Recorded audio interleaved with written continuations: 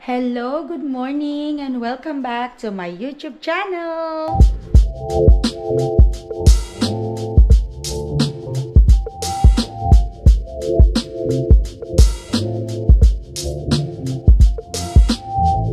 Ito na naman ang inyong manang, naka-uniforme na naman. Ito ang aking OOTD everyday. Hindi, joke lang.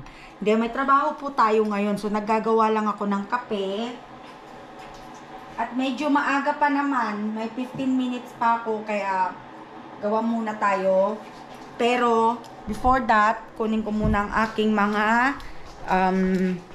sabi nga nila si Lucano, garet-garet. Like, ito, aking jacket, yung aking bag. Kasi hindi ka naman pwedeng mag-drive kung wala kang driver license, di ba? And then, the most important thing, di ka naman pwedeng umalis na walang sapatos. Siyempre, kailangan nakasapatos ka, di ba? So, habang hinihintay natin doon yung coffee, kailangan muna natin uminom ng tubig. Alam mo, nakakalimutan ko mag-take ng vitamins, ha? Oh my goodness.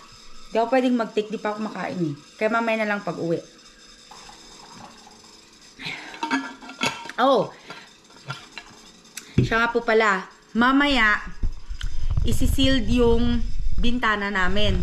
Nakahiram ako ng hagdan. Shout out Ate Cherry and Kuya Chris. Thank you po for letting us borrow your long ladder. Kasi kailangan namin ng mahabang ladder. Dahil mataas yan eh. Sa second floor kasi yung mga windows, diba? So, kailangan namin ng long ladder talaga. And, kahapon na din po pala, nakakuha rin ako ng good news from my firstborn, si John, panganay, na nakakuha siya ng kanyang Student Sailor of the Week na award kahapon. So, maganda yun, diba? Pa-birthday niya sa daddy niya. So, natuwa naman talaga kaming lahat. Pinadala ko sa mga kamag-anak ko, sa mga kapatid ko, gano'n. Natuwa naman. Tapos, syempre tuloy pa rin yung kanyang school. So, hopefully, and then according to him, siya daw ang pinakamataas na GPA sa kanilang klase. So, hopefully, magtuloy-tuloy, diba? Pusin lang natin magsapatos, tapos titimplahan muna natin yung kape, and then, we're off to go. So, ang ganap this week, mukhang hindi yata ako makakapila. Kasi, marami akong mga appointments ngayon. Yung Wednesday, may appointment ako sa dental ko. Adjust na naman yung ortho. Kasi 10 o'clock yung appointment ko dun eh. So, hindi ako makakahabol siguro dun sa isang pila. Unless, pwede pa rin sigurong pumila ng isa lang na pila. Wednesday. Oo, pwede pa siguro kasi 10 o'clock pa naman yung ano ko eh, yung appointment ko. So, natatapos naman yun. 7:30 pa lang, nagbibigay na sila eh. Kaya siguro aabot ako. Tsaka malapit lang naman yung dentist dito. So, pipila pa rin tayo pala. Sige, hindi natin yun i-change plan. And then Thursday, naman date na naman ako sa overtime. Kasi nga, wala kaming, may nagbakasyon. Sarap. Kahapon yung natimpla kong kape, sobrang tamis. Ayaw kong dagdagan ng tubig sa trabaho kasi wala kaming hot water doon. So, parang lalamig na yung kape ko, diba? Cheers! Coffee! Dahil tayo ay aalis na.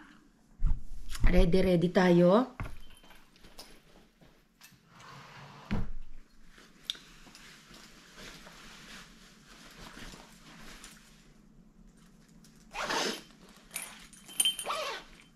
So, mamaya, pag isisil yung aming window, ipapakita natin yan, ha? I-vlog natin siya para makita natin kung paano yung Although, si Rani lang naman yung gagawa. Pero, syempre, di ba? Para makita nyo, ma-update namin kayo kung anong naganap nung after ng baha. Not baha, but after ng leak na pumasok nung rain. Kasi sabi ko kay Rani, gusto ko nang isil yan bago na naman umulan dahil we don't know kung uulan na naman. And then, ang dami rin po palang nadali ng ulan na yun that time. Yung grocery na pinupuntahan namin, which is yung Island Pacific, nabaha din pala sila. Pero I'm pretty sure naka-recover na sila ngayon kasi madali lang naman umupa yung tubig dito. Hindi kagaya sa atin sa Pilipinas na it takes time, days bago mawala yung tubig. Dito hindi naman, mawawala naman kaagad. Kaya lang syempre, masisira na yung sahig mo, 'di ba? Kasi napasukan na ng tubig. Kaya hindi pa ako nakakapunta dun kasi hindi pa ako namamalengke dahil marami pa kaming mga stock sa freezer at kailangan namin yan tanggalin bago pa magkaroon ng freezer burn. Kaya niluluto ko talaga sila. So, kaya yun hindi pa ako nakapalengke. Hindi ko alam yung update, na balitaan ko lang yun sa isa sa mga marites na kasama ko sa trabaho. Siyang nagsabi nun. Kasi hindi naman namin napapanood talaga yung news dito sa TV dahil unang-una wala na kaming cable. Tinanggal ko yung cable dahil sobrang mahal eh. Tsaka hindi naman na kami nakakapanood. Lagi ang pinapanood namin YouTube, Netflix, ganun na lang. So, bakit pa kami magki-cable, diba? Tsaka, mapapanood mo rin naman sa YouTube pag isi-search mo. Pero, yung mga ganung bagay, hindi ko na sinesearch kasi, wala na akong time manood ng TV. Kaya, nabalitaan ko na lang kahapon. So, sabi ko, okay, include ko na lang yan sa vlog ko bukas. So, yun ang ganap sa mga nasalanta ng ulan. Hindi ko naman masasabing bagyo kasi hindi naman bagyo yun eh. Ulan lang eh. Yung nasalanta ng ulan nung time na pumasok din yung tubig dito sa amin. Ang lakas lang talaga ng hangin. And then FYI, yung neighbor din pala namin, yung dito sa harap dito. Yan, yung dyan sa harap dyan. Pakita ko. Para ano. Hindi yung kina Ate Julia. Yung eto, yan. Yan. Diba paglabas mo ng pintuan namin, yan. Kinausap ko siya kasi tinanong ko nga kung sino ang may responsibility ng window. Ang sabi niya nga, homeowners, which is kami, magsisil ng window. So, sabi ko, okay, kailangan niya rin palang isil yung window niya kasi hindi rin pala nakasil yan. Hindi rin siya nakasilan. So, sabi ko, okay, pag nakahiram kami ng hagdan, we'll let you know. Sabi ko, isisil natin yung mga... Kasi nabaha din pala siya. Tapos, ang nakakalungkot pa, nung pumasok ang tubig sa kanya, wala siya sa bahay. Kaya yun, di ba, nakakalungkot. So, too late na nung nakita niya kasi basa na lahat yung mga floor niya. Luckily, ang kanyang floor ay hindi wood kagaya namin. Ang kanyang floor is carpet. Pero syempre, mamamaho din yun kasi magkakaroon ng ano, yung amoy ng alimuong ba yun, tawag doon? Sa Ilocano, alimuong, di ko alam kung anong tawag sa English yun. Pero, yun yung amoy ng damit na hindi natuyo masyado. Tapos biglang yung pinatuyo mo lang ng yung natuyo lang siya sa loob ng halimbawa dryer, ganon. O kaya sa closet mo natuyo lang siya doon. Tapos yun magkakaroon siya ng amoy. So hindi ko alam sa Tagalog yun eh. Comment nyo kung ano sa Tagalog yun. So yun yung amoy, magiging amoy ng bahay niya ngayon kasi carpet tapos nabasa, 'di ba? Kaya na find out niya lang yun 2 days after kasi doon pa lang siya umuwi. 2 days after ng ulan. Kaya 'di ba, dami din niyang ginagawa ngayon. Kailangan niyang ipa-carpet cleaning yung kanyang carpet. So malaking gastos din 'yun. So ayan, anong oras na pala? Kakat ko ng aking story time kasi magti 3 o'clock na, alis na ako, babiyahe pa ako. I'll see you guys later pag uwi ko sa bahay kasi hindi ko naman kayo pwedeng isama sa aking trabaho, hanggang doon lang naman kayo sa gate, diba? Tsaka hindi ko rin naman maipapakita uli sa inyo yung view ng ng Tijuana kasi mag-isa lang ako, hindi ko maiikot yung camera dahil nagda-drive ako, diba? So, see you later! Hello! Andito na tayo sa bahay, pero kanina nakipag-usap tayo sa auntie ko for almost 4 hours. Oh my goodness. Kaya, hindi ako nakapag-umpisa kaagad mag-vlog. So, ito pala yung update ko dito sa aming front yard. Okay, yan o. Ewan ko, tinakpan nila. Uy, ang init ngayon ha. Ayan, tinakpan nila. Hindi ko alam kung bakit nila tinakpan at ano na naman ang ganap dyan. Oh my goodness. So, yan yung ano. Oh, ano to? May bulaklak siya. Yan o. Oh, bulaklak niya. Oh, namulaklak siya. So, yung mga tubig from the rain, nandyan pa rin. Mamaya, hinihintay ko lang yung asawa ni Ate Cherry kung dadalhin niya yung ladder dito para makaakyat na kami dyan sa taas. And ang plano ko for today is magluluto tayo ng parang nag-crave ako ng honey walnut shrimp. Kasi nakita ko yung post sa Instagram na nagluto sila ng honey walnut shrimp. So, parang gusto ko din magluto ng honey walnut shrimp. Kaya, try natin magluto. Pero maliliit kasi yung hipon ko. Pero okay na lang. Kami lang naman yung kakain eh. Hindi pa nga ako nakapaghugas ng pinggan. Oh. Maghuhugas tayo ng pinggan. Para yung si Rani tulog pa kasi nagtrabaho siya kagabi. At ako naman, syempre, naantok din. Kaya lang ayoko kasing matulog dahil kung hindi na ako makakatulog mamayang gabi. Eh, may pasok pa ako bukas. Kaya sabi ko, hindi na lang ako matutulog. Kaya hintayin ko na yung oras ng pagtulog ba. Tsaka si Rani mamaya gigisingin ko na rin yan. Para So, hopefully, iti-text ko si Ate Cherry para tanungin siya kung anong oras dadalhin dito yung aming hinihiram na ladder. Actually, text ko na nga. Sandali. Okay, andito na po kami sa bahay. Dali lang. Dahil ipapasok ko din itong aking pinamili doon sa Ralph's. So, ito yung ladder. Oh, ayan siya. Kailangan niya ibaba ni Rani. Tapos nakahiram kami ng ganito. So hopefully masil namin siya. So wala yung neighbor namin kaya hindi namin may papahiram sa kanya tong hagdanan ngayon kasi wala siya. Di ba? Lagay muna natin to dito. Yan. Alan. So tignan natin kung kaya ni Rani yan i-set up. Di ba dapat dito mo yan set up, be? Yan siya.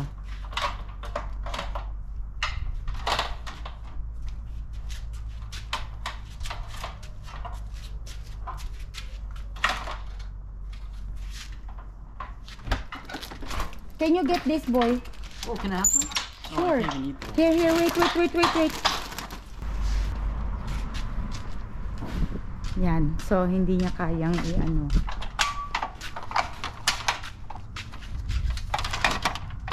Yun. Okay.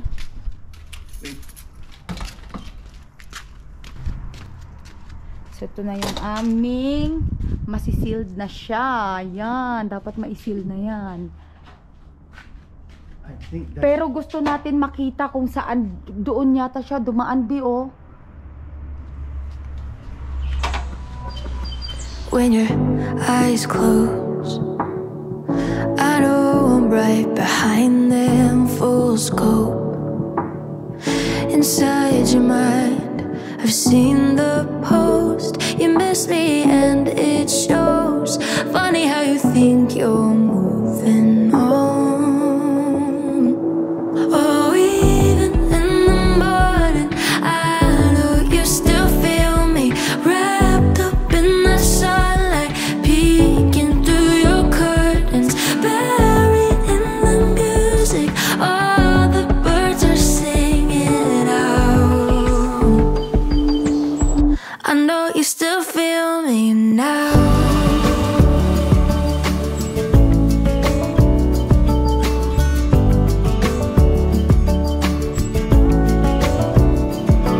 I can still read you like a paperback book, but I don't need to. You give it away with one look, yeah, it's not over. You miss me and it shows. So funny that you think you're moving on. Oh, even in the morning, I know you still feel me. Hello! Ayan, so niluluto na natin ang ating honey walnut shrimp. Ayan siya. Numpisahan ko na maliliit lang yung aking shrimp, pero it's okay para hindi rin mahirap kainin ni Alan. Dahil siya po ay nahihirapan din na kumain dahil nga yung sa ngipin niya, diba? Kaya sabi ko okay lang na maliliit yung shrimp. So hindi ko alam kung enough na rin yung sauce na nagawa ko. Naluto ko na yung walnut. So ngayon ang gagawin natin is iboboil ko yung broccoli. Bali, frozen na yung broccoli. Tapos, isi-shred ko mamaya yung cabbage. Para, kunyari, totoong nasa restaurant ka, diba? Hello! Ito na po yung resulta ng aking, final result ng aking honey walnut shrimp. Yan! Oh, diba? Ang sarap! Di pa nga natitikman, masarap na agad. Day, tikman mo muna. Okay? Talagang parang restaurant style, di ba? Oh, saan pa kayo? Hello, kulang na lang fried rice. Chinese restaurant na. Oh, tara pang ginagawa ninyo. Tara, kain na tayo. What are you eating? Rice and ano tawag dyan? It's honey walnut shrimp. Oh, di ba? But dapat chopstick. No, I'm good. Kasi this is Chinese. Di ba? Good. Sarap. Para ka nasa restaurant. Good. Better, right? Okay, tingnan natin. Si Alan di pa bumababa. Kakain kami. Dali, ayusin natin. Kasi naman feeling no? Chopstick pa kasi. Cheers! Oh. Uy, ang sarap nga. Kain tayo mga kakabsat. Ang sarap. Tapos, syempre, kunyari, para maging fancy talaga siya, nilagyan ko rin siya ng cabbage, di ba? I swear, feeling ka talaga, girl. Chopstick pa kasi.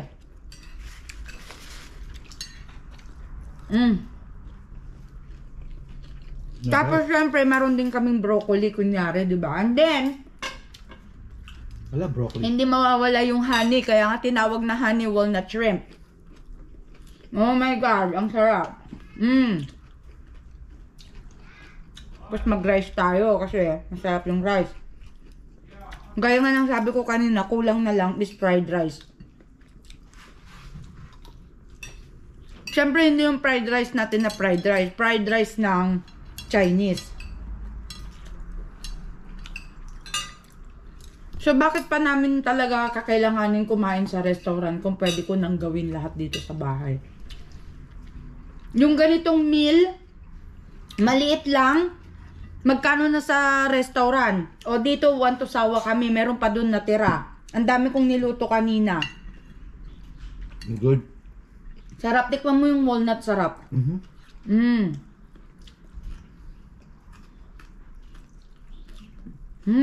Sarap. So yan, kahit na pwede pang ulamin ni Rani yan kinabukasan, tsaka ni Alan.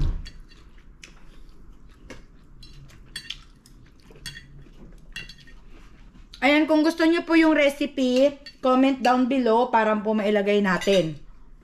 Ang sarap. Yung walnut, ang sarap. I love the broccoli. So, si walnut galing yan ng food line. Yung cabbage galing ng food line. Yung broccoli galing ng food line.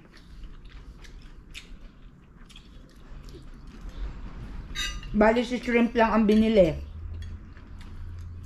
Tsaka syempre yung mayo, yung pang sauce niya. Ang sarap. Fresh na fresh yung cabbage, no? Not bad. Makain ka bang cabbage?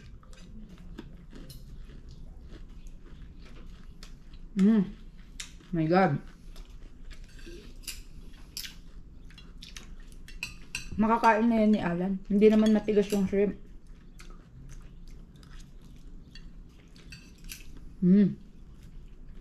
The best. Good. Not bad. Si Rani hindi na nagsasalita. Be, kuha ka nga Mountain Dew.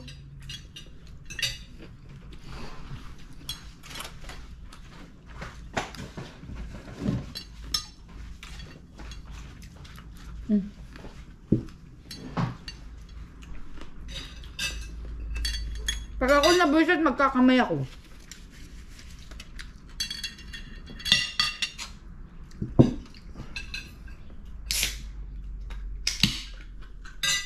Oh, sorry.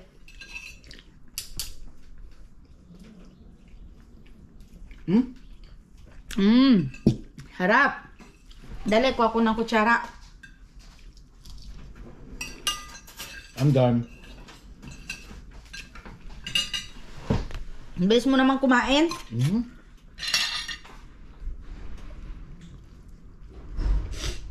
Nag-uumpisa pa lang nga ako eh. Sarap talaga guys. Oh my gosh. Nagadudta. Tagkat-katay siguro. Sige, agkatay kayo lang. Hindi, joke. Pero sabayan nyo rin po kaming kumain mga kakabsat. Ang sarap talaga. Ayan, may broccoli tayo oh. Sarap. Alam nyo itong mga to, nakukuha ko lang yung mga recipe sa IG. Nabag. Oh God. Actually si Rani, kumakanta siya, pinahinto ko lang kasi sabi ko magbablog muna ako. Pagkatapos ko mag-vlog dito, yun mo yan, babalikin kumanta. It's not bad, babe. Tapos si Alam, andun, naglalaro pa, ay pang kumain. Mamaya pa daw siya kakain. Update sa window namin. Si Rani hindi niya maabot kasi yung ano, yung window sa second floor. Kasi maliit lang yung hagdan na nahiram. Thank you Ate Cherry and Kuya Chris for letting us borrow your ladder. Tapos, pero inintroduce kami ni Kuya Chris, yung asawa niya Ate Cherry, sa ano tawag doon? Yung gumagawa sa kanila? Contractor ba tawag doon? So, titignan niya yung window para estimate kung magkano, kung halimbawa sisingilin niya kami, magkano yung charge niya sa amin. So, para maipagawa namin yung window namin. O, diba? So, kasi, mataas, hindi maabot ni Rani yung, kumbaga yung hagdanan, kalahati lang dun sa window. Hindi niya maabot. Really good. Okay, kakain po muna kami. Kung kayo po ay bago sa aming YouTube channel, please don't forget to subscribe, like, and hit that notification bell button para lagi po kayong updated sa mga bago naming video. Hanggang sa muli, kakabsat. Bye-bye!